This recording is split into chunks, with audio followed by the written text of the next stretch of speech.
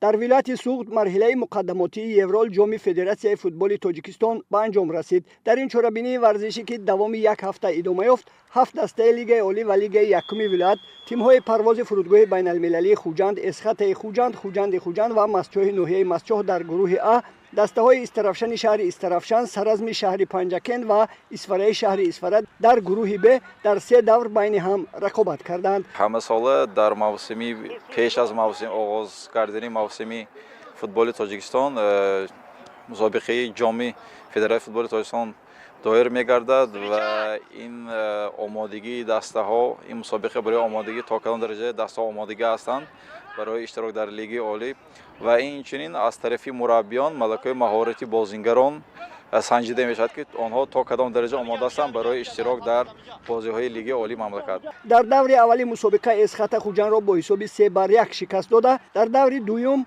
از دسته پرواز با حساب 9-0 مغلوب شد. پرواز در دور اول در واخوری با مسجح با حساب 1-2 شکست خورده بود.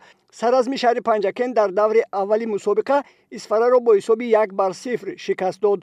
در دور سوم واخوری دسته‌های اسفرا و استرافشان با حساب 0-11 با فایده استرافشان انجام یافت. کلوب فوتبال پرواز در دایره بازی‌های دور سوم مرحله مقدماتی یورال جام فدراسیون فوتبال تاجیکستان کلوب فوتبال خوجند را با نتیجه 3-1 شکست داد. پس از این غلبه شاگردان طاهرجان مومنов راحت به مرحله نهایی را به دست آوردند.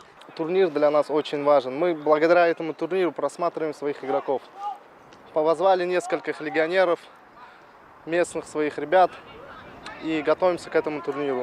Как я отметил, что вот этот турнир мы и готовимся, и проходим сборы. А сборы мы будем проводить в феврале еще.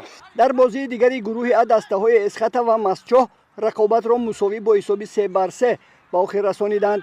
همین طور دسته پرواز فرودگاه بین‌المللی خوجند از گروه ا و دسته استرافشان شهر استرافشان از گروه ب که در 3 دور مهارت خوب نشان دادند و مرحله نهایی مسابقه که سنه 10 فوریه در شهر دوشنبه آغاز می‌گردد راه خط گرفتند.